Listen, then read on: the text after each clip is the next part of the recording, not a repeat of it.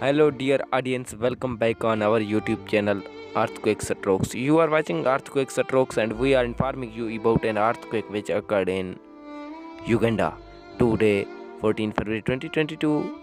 An earthquake hits Uganda. It was in the morning, and its magnitude, according to United States Geological Survey and European Mediterranean Seismological Center, 4.9. For more latest updates about this earthquake and all earthquakes, please like, subscribe, and share our YouTube channel, and also visit our channel regularly. I request to all members again, please like, subscribe, and share our YouTube channel.